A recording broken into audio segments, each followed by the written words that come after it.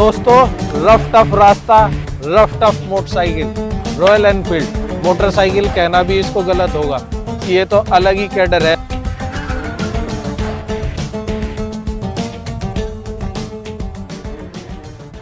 नमस्कार दोस्तों, कैसे हैं आप सब। स्वागत है आप सबका मेरे चैनल भोला अंश पर।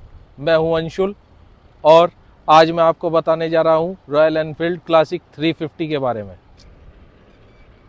दोस्तों, मैंने इस बाइक को 2018 में परचेज़ की थी और अब 2024 है।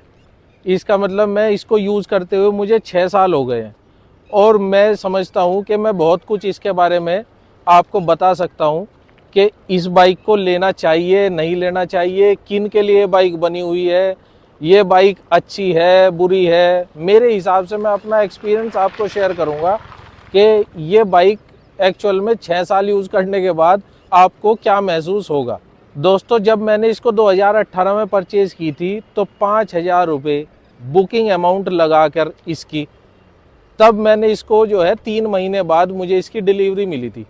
उस समय वेटिंग चलती थी रॉयल एनफील्ड 350 क्लासिक और स्टैंडर्ड के लिए। अब तो ऐसा नहीं है, खैर अब तो अवेलेबल रहती है ऑल द टाइम, लेकिन उस समय बुकिंग पर मिलती थी ये।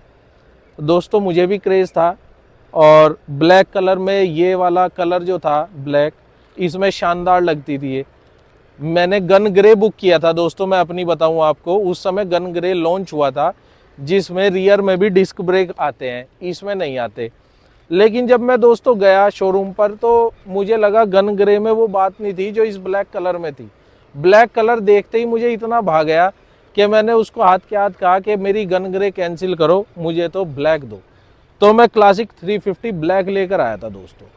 देखिए, आज अगर आप एक ऐसे बंदे हैं जो स्पोर्टी टाइप नौजवान अपने आप को पसंद करते हैं कि मुझे तो भगानी है और मुझे ऐसे रफ एंड टफ चलानी है, तो हर तरह का बंदा होता है। मेरे हिसाब से अगर आपको ये तेज़ चलानी है या कुछ आपका मन है कि आप इसको 120 140 भगाओ, तो आपके लिए ये बिल्कुल नहीं है।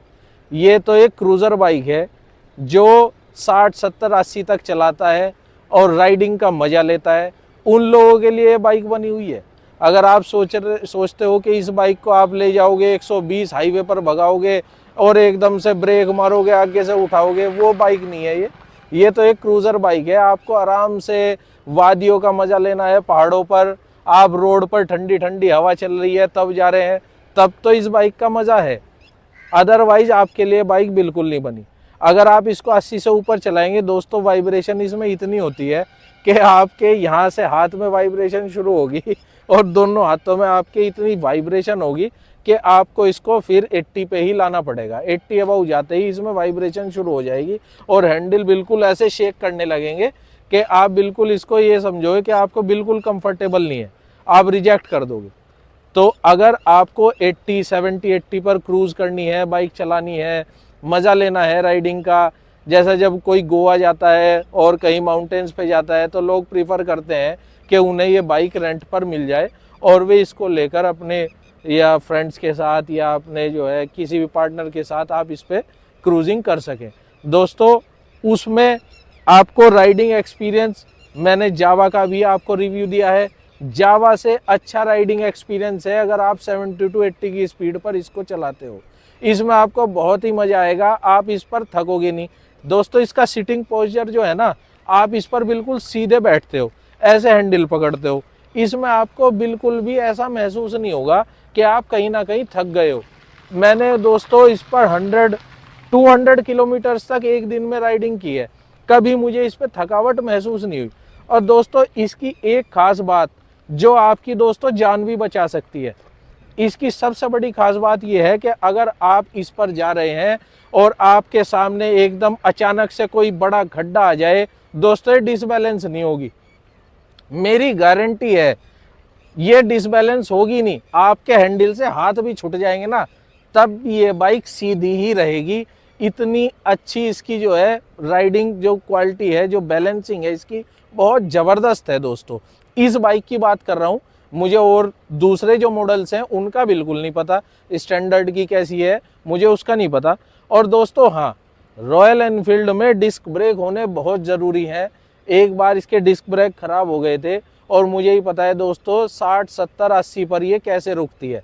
इसमें डिस्क ब्रेक होने बहुत ज़रूरी हैं। डिस्क ब्रेक के बिना बुलेट बेकार है। पहले स्टैंडर्ड में डिस्क ब्रेक नहीं आते थे, इसीलिए उसके सबसे ज़्यादा एक्सीडेंट होते थे स्टैंडर्ड के। दोस्तों मैंने बार बार आपको शुरू से कहा है 6 साल का राइडिंग एक्सपीरियंस, वो मैंने अभी नहीं बताया, मैं अब बताऊंगा आपको 6 साल का राइडिंग एक्सपीरियंस में मतलब मेरा क्या था। दोस्तों 6 साल के राइडिंग एक्सपीरियंस में मान लिया आप नई बाइक लेते हैं तो सभी बाइक अच्छी चलती हैं, ऐसी कोई बाइक होगी कि जो शुरू में ही आपको प्रॉब्लम दे। दिक्कत सबसे ज़्यादा कहाँ आती है? दिक्कत आती है मेंटेनेंस की, टूट फूट की। तो दोस्तों इसमें कॉमन चीज़ें जो टूटती हैं, जो 6 साल में मेरी बदली गई हैं, और मैं दोस्तों ऐसा कोई राइडिंग नहीं करता कि मैं बहुत ख़राब राइड करता हूँ, बहुत अच्छी भी नहीं करता लेकिन ख़राब भी नहीं करता हूँ। दोस्तों सबसे पहले जब आप इसको लेंगे उसके बाद आपकी सर्विसिंग का जो खर्चा है वो सबसे ज़्यादा रहेगा। 690 तो इसकी लेबर है, जो इन जनरल में आप लेबर कराएंगे ना जाके मोबिल ऑयल वगैरह वो सर्विस में चेंज करते हैं, नॉर्मल लेबर 690। अगर आप कोई टायर खुलवाते हैं उसके अलग से 400, अगला खुलवाते हैं उसके अलग से लेबर चार्जेस, आप कुछ भी करवाएंगे उसकी लेबर चार्जेस होंगी आपके अलग। और इन जनरल में अगर आप नॉर्मल सर्विस कराने भी जाते हैं तो आप ये मान के चलो 2 से 2,500 रुपये का खर्चा है। मतलब मेरे पास जो कार है उस कार से ज़्यादा मेंटेनेंस का खर्चा इसका है। उस कार की जो मेजर सर्विस भी होती है वो भी इससे ये मान के चलो कि अगर एज ए बाइक और कार का कंपैरिजन हो तो बाइक की महंगी है। कंपैरिजन में मैं ये कह रहा हूँ कि रेट बिल्कुल सेम नहीं है, रेट कम है, लेकिन बाइक के हिसाब से इसके रेट ज़्यादा है। अब बात कर लेते हैं दोस्तों इसमें ख़राब क्या क्या होता है। जब आप ये नई बाइक लेंगे उसके बाद आपको 6-7 महीने बाद आपको जो मेजर जो प्रॉब्लम्स आनी शुरू होंगी बाइक्स में इन जनरल में, एक तो दोस्तों इसमें आपका चैन सूख जाती है जल्दी इसकी। दोस्तों चेन पे इस पे हमेशा हमको लुब्रिकेंट कराना पड़ेगा। इन जनरल में आपको आप ये मान के चलो 2 महीने 3 महीने बाद चैन पर स्प्रे डलते हैं, वो लुब्रिकेशन आपको कराना पड़ता है, नहीं तो ये सूख जाती है। ये जो चैन है ना इसमें बीच में रबड़ लगी हुई होती है, तो वो रबड़ सूख के हार्ड हो जाती है और फिर बाइक चलने में मतलब सॉफ्ट नहीं चलती बाइक। दोस्तों इसको बचाना पड़ेगा आपको जंग से, इसमें रस्टिंग हो जाएगी क्योंकि ये प्योर लोहा है। इसमें आप अगर बारिश में या वैसे खड़ी होती है तो इस पे यहाँ पे भी आपको थोड़ी थोड़ी रस्टिंग दिखाई देगी। आपको रेगुलर ऑयलिंग ग्रीसिंग रेगुलर इसको साफ करवानी पड़ेगी, नहीं तो ये इंडिकेटर्स हैं ये भी रस्ट पकड़ना शुरू कर देंगे, ये भी रस्ट पकड़ना शुरू कर देगा। तो दोस्तों आपको रेगुलर इसकी ग्रीसिंग ऑयलिंग और सफाई का ध्यान रखना पड़ेगा। अगर आप ध्यान नहीं रखेंगे तो आपको पता लगेगा 2 साल में ऐसी हो जाएगी कि आप देखोगे अरे ये मेरी नई बाइक थी क्या। और आप देखो दोस्तों ये जो है ना नीचे ये क्रोम फिनिश है इसका, और इस क्रोम फिनिशिंग को धीरे धीरे ये आपकी येलोइश पड़नी शुरू हो जाएगी। उसके लिए दोस्तों आपको इसको भी रबिंग करानी पड़ेगी, जब ये चमकता हुआ रहेगा। अगर आप सोचते हैं ऐसा ही रहेगा, पॉसिबल नहीं है। ये आपको रबिंग इसकी वाइट पाउडर से कराता हूँ मैं, इसकी रबिंग वो करानी पड़ेगी। दोस्तों मेंटेनेंस के मामले में तो ये आपको बहुत ही खर्चा कराएगी। इन जनरल में इसमें ज़्यादा कुछ ख़राब नहीं होता। इसके पीछे के ब्रेक शू वगैरह घिस जाते हैं, रेगुलर इंटरवल्स पे वो चेंज होते हैं, मान लिया 10,000 रुपये 20,000 रुपये। और वैसे तो इसको आप कितनी भगाओ, घोड़ा है कोई दिक्कत नहीं, जहाँ ले जाओगे जाएगा, सिर्फ तेल गिरवाते रहो, कहीं ले जाओ, आपको कहीं कोई प्रॉब्लम नहीं होगी। इससे पहली में मुझे नहीं पता ना इससे आगे वाली में, लेकिन हाँ इसकी मैं गारंटी लेता हूँ ये कहीं नहीं रुकेगी, जैसे भगाओगे भागेगी। बस 80 से अबव अगर आप लेके जाओगे तो वाइब्रेशंस आपको महसूस होंगी, और वो वाइब्रेशंस आपको इतनी होंगी कि आपके दोनों हाथ को कपा के रख देंगी। इससे बेटर यही है कि आप 80 पे क्रूज़ करते रहो, अपने पार्टनर के साथ दोस्तों के साथ कहीं पर भी जाओ, फुल मज़ा आएगा, कोई दिक्कत नहीं है। साउंड इसका आपको पता ही है, और आप जब इसको चलाते हैं एक अलग से ही आपका जो ऑरा होता है, लोग बाग देखते हैं। आज भी बाइक्स बहुत आ चुकी हैं, लेकिन जो रॉयल एनफील्ड की बात है वो अभी भी किसी और बाइक में नहीं है।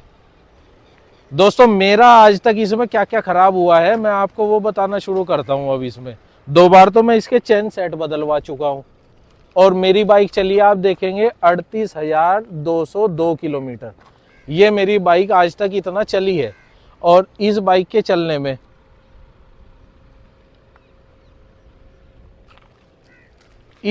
चलने में दो बार तो मैं अपने जो है चेन सेट बदलवा चुका हूँ।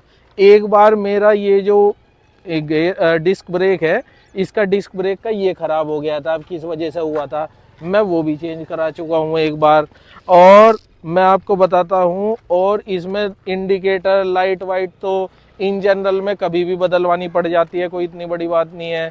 और दोस्तों इसमें कभी क्लच, एक बार क्लच बदलवा चुका हूँ, और एक बार रेस का इसका तार टूट गया था वो बदलवा चुका हूँ।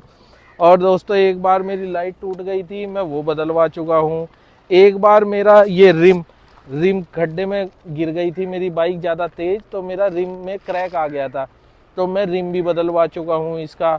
और दोस्तों एक बार इसका मेरा बाइक में टैपिट थोड़ा ज़्यादा आवाज़ कर रहे थे, मैंने ये थोड़ा सा कराए थे, उन्होंने मना कर दी थी, वैसे मेरे अंदर थी बेचैनी, तो मैंने फिर भी एक बार इसको खुलवाया था, ठीक थे, उन्होंने ऐसे ही बंद कर दिए थे। एक बार मैं दोस्तों इसके जो सेल्फ होता है, क्योंकि इसका हैवी इंजन होने की वजह से सेल्फ जब चलता है तो इसमें गरारी होती है सेल्फ वाली, वो गरारी एक तो अंदर होती है, एक बाहर वाली जो सस्ते वाली होती है जो इसमें अटैच होती है कहीं यहाँ पे, तो वो मैं एक बार डलवा चुका हूँ, चेंज करा चुका हूँ। अब मेरे सेल्फ में फ़िलहाल प्रॉब्लम आ रही है, वो भी दोस्तों मुझे कराना है इसमें। ये हॉर्न मैंने बाहर से ही लगवाए हैं, ये तो कोई बात नहीं।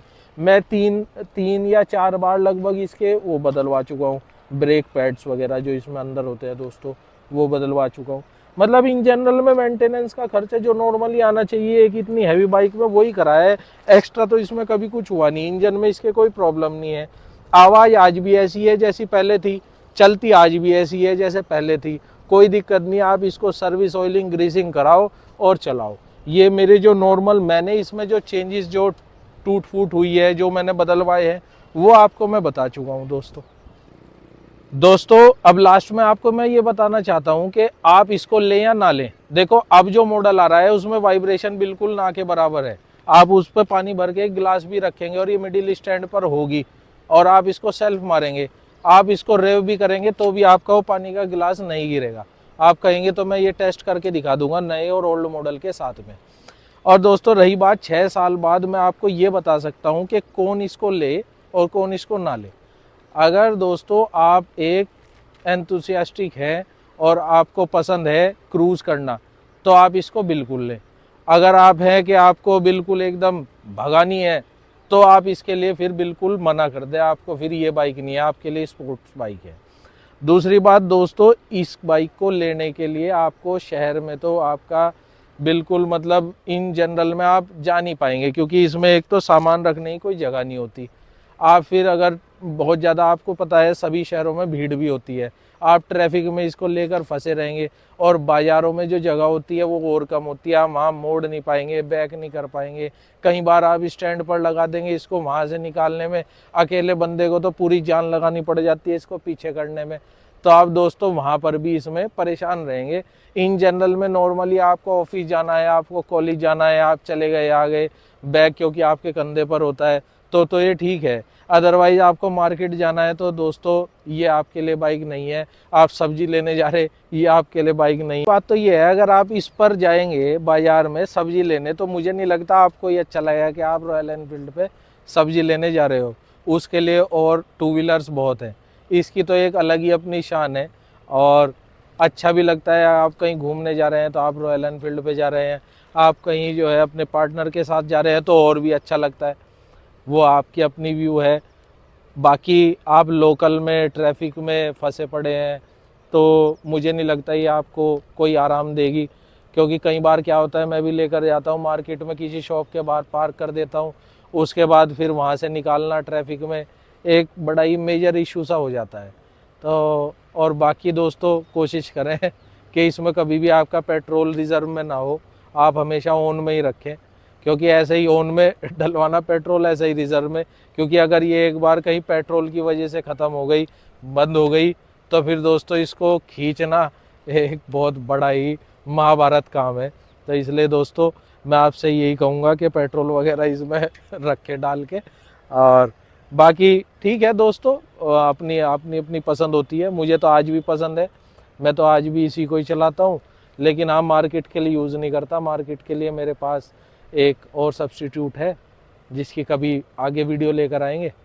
तो ठीक है दोस्तों, धन्यवाद।